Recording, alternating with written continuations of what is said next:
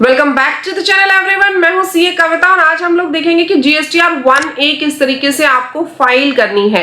GSTR 1A को file करने के लिए सबसे पहले उस मंथ की रिटर्न आप ओपन कर लीजिए जिस मंथ की जीएसटीआर 1A आप फाइल करना चाहते हैं। आपको 11 तारीख तक सबसे पहले अपनी जीएसटीआर 1 फाइल करनी है। 12 तारीख को आपके पास ऑप्शन अवेलेबल हो जाता है जीएसटीआर 1A को फाइल करने का। 1A को फाइल करने के लिए यहाँ पे आपको क्लिक कर देना है 1A पे। जैसे ही जीएसटीआर 1A पे आप क्लिक करेंगे ये पेज आप लोगों के पास ओपन हो जाएगा, लेकिन क्वेश्चन हमारे पास यहाँ पे एक आता है। देखिए थ्योरेटिकली भी मैं सारे कंसेप्ट यहाँ पे आप लोगों को कंप्लीट करवाऊंगी और प्रैक्टिकली भी स्टेप बाय स्टेप हर एक चीज मैं आप लोगों को समझाती जाऊंगी। आपको यहाँ पे समझना क्या है, देखिए हमारे पास दो चीजें होती है, एक तो होती है जीएसटीआर 1A और दूसरा होता है अमेंडमेंट्स ऑफ बिल। अब यहाँ पे आप देखेंगे ना तो यहाँ पे आपके पास एक ऑप्शन है ये जहां पे जीएसटीआर 1 आप लोग फाइल कर सकते हैं। ये मेरे पास क्या है, this is GSTR 1A, clear, जहां हम लोग अब फाइल करना सीखेंगे। बट यही साथ के साथ जीएसटीआर 1 में भी एक ऑप्शन होता है मैम। जीएसटीआर 1 के अंदर हमारे पास एक अमेंडमेंट का ऑप्शन होता है, क्लियर। जीएसटीआर 1 के अंदर हमारे पास अमेंड रिकॉर्ड का ऑप्शन आता है। तो मैम इसमें फर्क क्या होता है, हमें कैसे पता चलेगा कि हमें कब रिकॉर्ड्स को अमेंड करना है, हमें क्या पता चलेगा कि हमें कब जीएसटीआर 1A में इसको दिखाना है। अब ये डिफरेंस जो है ये मैं आज की इस वीडियो में बिल्कुल क्रिस्टल क्लियर करके आप लोगों को समझाऊंगी, क्लियर है। देखो सबसे पहले तो ये समझो जीएसटीआर 1A क्या बोलती है। जीएसटीआर 1A बिल्कुल जब आप उसको ओपन करोगे ना, आप ये वाली चीज देखो, ये मैंने जीएसटीआर 1A की ही टैब ओपन की है। GSTR 1A as it is आपको जीएसटीआर 1 की तरह दिखेगी, कोई डिफरेंस नहीं होता। जैसे जीएसटीआर 1 होती है सेम तरीके से आपको वहां पे क्या दिखेगी, जीएसटीआर 1A दिखेगी। मेरी बात क्लियर होगी। अब जीएसटीआर 1A में हम कौन सा बिल शो करते हैं जो आज तक कहीं भी शो नहीं हुआ, यानी अगर ऐसा कोई बिल है, जैसे मैं यहाँ पे आज 12 मार्च है, 12 मार्च को आपने जो भी 11 मार्च तक आपने रिटर्न्स फाइल की होंगी वो कौन सी जीएसटीआर 1 फाइल की होंगी, फैब मंथ की। आपने फैब मंथ की जीएसटीआर 1 फाइल की, हाँ जी मैम। अब जो फैब मंथ तक की आपने जीएसटीआर 1 फाइल की है, अगर उसमें कोई भी बिल आप डालना भूल गए या उससे पीछे की रिटर्न्स में कोई भी बिल ऐसा है जो आप एंटर करना ही भूल गए, आपको बिल एंटर करना था, बिल दिखाना था लेकिन आप उसको दिखाना भूल गए, तो आपको उसकी डिटेल्स यहाँ पे जीएसटीआर 1A में शो करनी है। यानी ऐसा नहीं है कि आप बिल को चेंज कर रहे हो, यहाँ पे आप बिल वो दिखा रहे हो। अमेंडमेंट भी होती है इसमें, बिल्स की अमेंडमेंट भी मैं बताऊंगी अगर कोई अमेंडमेंट डालना भूल गए तो, लेकिन यहाँ पे वो बिल्स डलते हैं जो आप एक्चुअल में कहीं दिखा ही नहीं पाए। B2B के कोई बिल है, B2C लार्ज के बिल हैं, एक्सपोर्ट के बिल हैं, B2C अदर्स के बिल हैं, ऐसे कोई भी बिल्स हैं जो आप शो करना चाहते थे लेकिन शो कर नहीं पाए, भूल गए अपनी जीएसटी रिटर्न के अंदर शो करना, तो वो आप यहाँ पे चेंज कर सकते हैं। बट जीएसटीआर 1 के अलावा अगर मैं इस अमेंड रिकॉर्ड की बात करूं, अमेंड रिकॉर्ड का मतलब क्या है, आपने कोई बिल पहले अपलोड कर दिया था, मेरी बात ड्यान से समझिएगा, ऑलरेडी आप कोई बिल अपलोड कर चुके हैं, कोई भी बिल नंबर 67 था जिसके अंदर आप लोगों को सेल तो दिखानी थी 1 lakh, but due to a clerical error आप लोगों ने सेल दिखा दी 10 लाख। आप लोगों ने सेल कितने की दिखानी थी मैम, 1 लाख की सेल दिखानी थी, बट गलती से एक जीरो एक्स्ट्रा लग गई, आप लोगों ने 10 लाख की सेल दिखा दी, क्लियर। बिल का नंबर था 67, बिल का नंबर क्या था 67।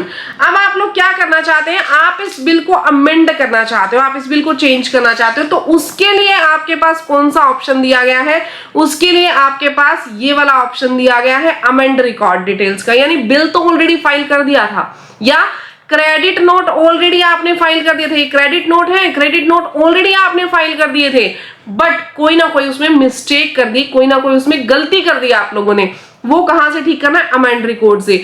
जो रिकॉर्ड अभी तक कहीं भी शो नहीं हुआ वो कहां शो होगा, जीएसटीआर 1A में। वो देखो गलती ठीक करनी है नो डाउट, लेकिन कहां से कैसे ठीक करनी है ये भी तो आप लोगों को समझना जरूरी है ना।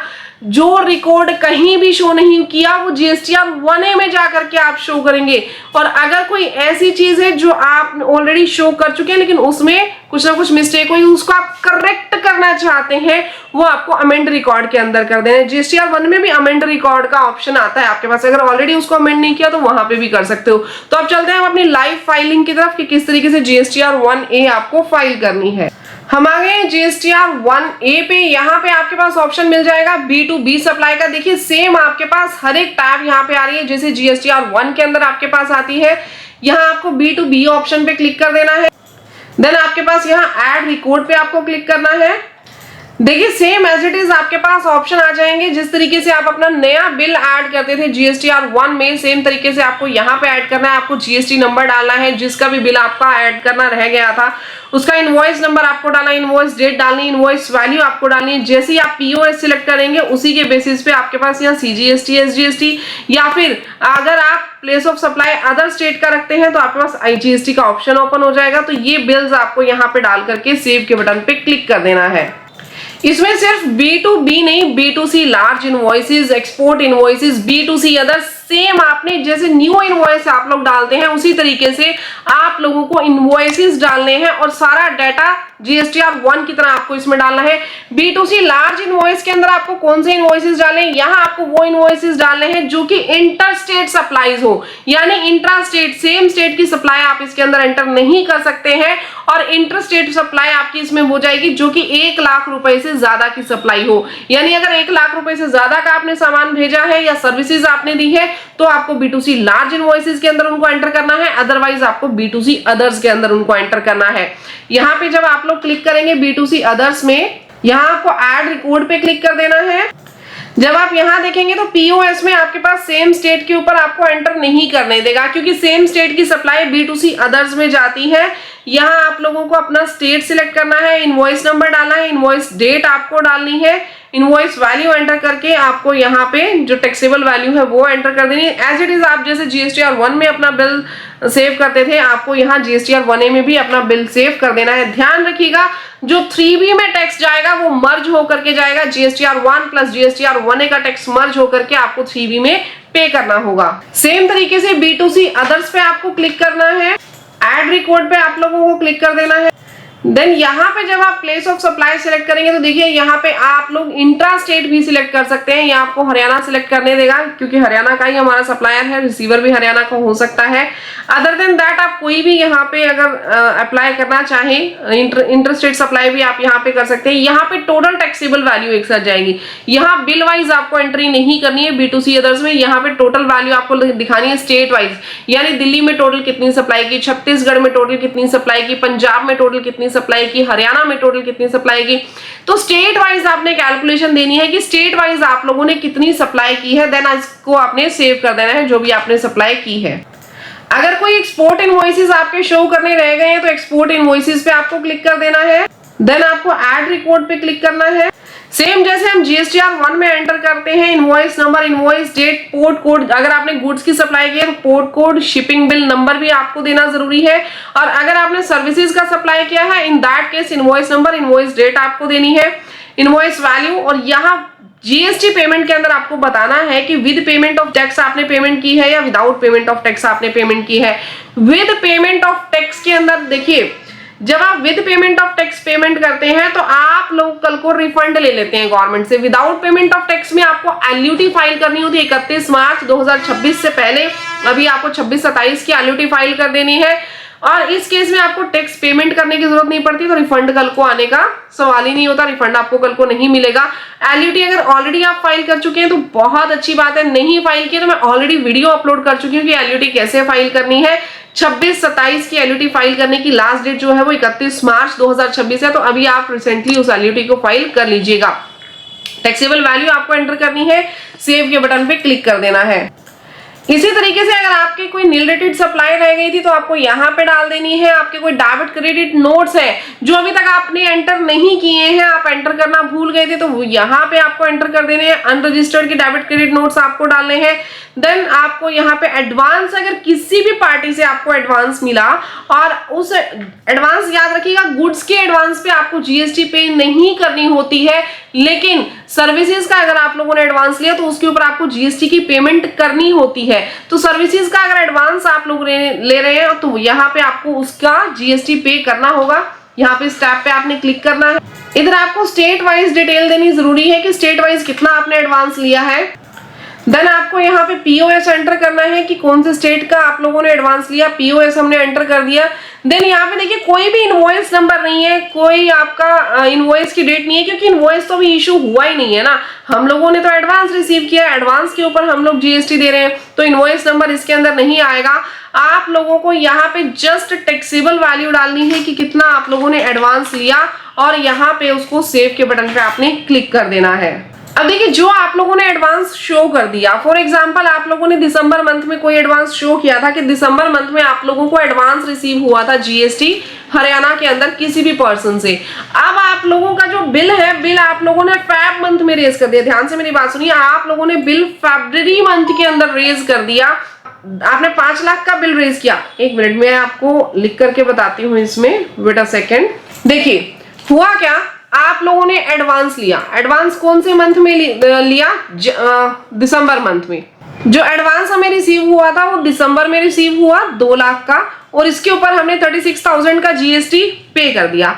अब हमने फेब मंथ के अंदर बिल इशू किया। जो एडवांस आया था उसी सर्विसेज के रिगार्डिंग हम लोगों ने बिल इशू किया। बिल कितने का इशू किया? बिल हमने इशू किया जी 5 लाख रुपए का। टोटल 5 लाख का बिल था। 5 लाख का बिल हमने इशू कर दिया और इसके ऊपर हम लोगों ने टैक्स भी पे करना है। अब इस 5 लाख का जो मैंने बिल इशू किया, B2B फॉर एग्जांपल वो फर्म थी, तो 5 लाख रुपए का आपका इनवॉइस था, जिसके ऊपर जो आपका टैक्स है, टैक्स कितना आ रहा है? 90,000 का आपका टैक्स आ रहा है। मैंने B2B के अंदर इनवॉइस शो कर दिया। अब ये जो हमने इनवॉइस शो किया, इस इनवॉइस के अगेंस्ट ऑलरेडी मैं 2 लाख के ऊपर तो टैक्स पे कर चुकी हूं ना। इस 2 लाख का टैक्स तो मैंने ऑलरेडी पे कर दिया था। मैंने अपना ये बिल यहाँ पे शो कर दिया। मैंने अपना बिल यहाँ पे शो कर दिया एज इट इज B2B में कि मुझे 5 लाख का मेरा बिल है, मुझे 90,000 का टैक्स से पे करना है। क्लियर? लेकिन ऑलरेडी दिसंबर में मैं 2 लाख के ऊपर 36,000 का टैक्स पे कर चुकी हूँ एडवांस बेसिस पे। तो ये जो 36,000 का टैक्स है, ये मुझे कहीं एडजस्ट तो करना पड़ेगा ना फरवरी के अंदर। तो फरवरी के अंदर एडजस्टमेंट ऑफ एडवांसेस कहाँ पे हो जाएगा? यहाँ पे। जब आपने एडवांस को पे करना है 11A टेबल के अंदर दिखाना है। जब आपने उस एडवांस को एडजस्ट करना है, आपने 11B टेबल के अंदर दिखाना है। यहाँ 11B टेबल में आप लोग क्या दिखा देंगे कि 2 लाख एडवांस हम ऑलरेडी जो पे किया था उसके ऊपर का आईटीसी हम यहाँ पे एडजस्ट कर रहे हैं। यहाँ पे माइनस 36,000 हो जाएंगे, मतलब आपने 36,000 ही लिखने, ऑटोमेटिकली ये माइनस हो जाएगा। जब आप अपनी R1 फाइल करेंगे, 3B फाइल करेंगे, तो यहाँ पे 90,000 में से जो 90,000 है ना, 90,000 में से ये इंपैक्ट माइनस हो करके आएगा, यानी 90 में से 36,000 माइनस हो करके ही शो होंगे आपके GSTR 3B में। ध्यान रखिएगा। तो यहाँ पे एडजस्टमेंट ऑफ एडवांसेस दिखाना भी आप लोगों को जरूरी है। तो एडजस्टमेंट ऑफ एडवांसेस आप लोगों को समझ में आ गया। देन हमें HSN वाइज समरी यहाँ पे डाल देनी है। जो भी आपका HSN कोड है, ध्यान रखिएगा B2B और B2C दोनों के HSN कोड आपको देने जरूरी है। B2C सप्लाई की भी आपको डिटेल्स देनी जरूरी है। HSN कोड आपको यहाँ एंटर कर देना है। जैसे कि अगर आप सर्विसेज से भी देखना चाहें, अगर आप सर्विसेज का नाम लिख देंगे तो भी आपके पास उसका HSN कोड यहाँ से आप सर्च कर सकते हैं। यहाँ पे आपको क्वांटिटी एंटर करनी है, जो जिस क्वांटिटी के अंदर आप प्रोडक्ट लेना चाहते हैं, total quantity, taxable value, rate आपको डालना है, CGST, SGST, IGST आपको एंटर करना है। तो आपने B2C, B2B की समरी यहाँ पे अलग प्रोवाइड करनी है। देन ऐड के बटन पे आपको क्लिक कर देना है। इसके बाद आपको डॉक्यूमेंट इशूड की डिटेल यहाँ देनी है। आपने जो भी डॉक्यूमेंट इशू किए, जो भी आउटवर्ड सप्लाईज है, इनवर्ड सप्लाईज है, रिवाइज्ड इनवॉइस है, डेबिट नोट, क्रेडिट नोट, कौन से नंबर से कौन से नंबर तक के इनवॉइसेस आपने इशू किए। जैसे मैं यहाँ पे ऐड डॉक्यूमेंट करूंगी तो कितने नंबर से कितने नंबर तक के इनवॉइस आपने इशू किए, कितने नंबर है, कैंसिल्ड इनवॉइस कितनी है, सारी डिटेल्स आपको यहाँ पे प्रोवाइड करनी है। देन नीचे आकर के आपको सेव के बटन पे क्लिक कर देना है। इसके बाद अगर आपने ईसीओ के थ्रू कोई सप्लाई की या 95 के जो सप्लायर्स हैं उनको ये डिटेल यहाँ पे देनी है। देन आपको अमेंड रिकॉर्ड पे जाना है। अगर कोई ऐसे रिकॉर्ड्स हैं जो ऑलरेडी फाइल हो चुके हैं लेकिन अमेंडमेंट डालनी थी आपको, उसमें कोई ऑलरेडी फाइल्ड जो रिकॉर्ड है, ध्यान से सुनिए, ऊपर मैंने जो रिकॉर्ड दिखाया वो कौन से थे, जो अभी तक कहीं डले ही नहीं है। ये वो रिकॉर्ड्स है जो मैंने अभी तक कहीं एंटर नहीं की। ये वो रिकॉर्ड्स हैं जो ऑलरेडी किसी ना किसी रिटर्न में गए हुए हैं लेकिन गलत चले गए और उनको मुझे करेक्ट करना है, तो मैं उसको यहाँ पे अमेंड कर दूंगी, उसको यहाँ पे ठीक कर दूंगी। इसके बाद आपको ये जब सारी एंट्रीज आप लोग कर लेंगे, आपको जनरेट समरी पे क्लिक कर देना है। समरी को जनरेट करके आप अपना जो सारा डाटा है वो चेक कर लेंगे और आपको अपनी रिटर्न जो है वो फाइल कर देनी है। तो गाइस बहुत अच्छे से मैंने कोशिश की आपको ये रिटर्न समझाने की। अगर आप लोगों को वीडियो अच्छी लगी हो तो वीडियो को लाइक, चैनल को सब्सक्राइब जरूर कीजिएगा। अगर आप चाहते हैं कि मैं इस तरीके की इंपॉर्टेंट वीडियोस आप लोगों के लिए लेकर के आऊं तो मुझे कमेंट सेक्शन में जरूर बताइए कि किस टॉपिक पे हम वीडियो लेकर के आए, और साथ ही साथ ये भी जरूर बताइएगा कि वीडियो आप लोगों के कैसे लगी। मिलते हैं गाइस नेक्स्ट वीडियो में, तब तक के लिए thank you, bye bye, take care everyone, जय हिंद।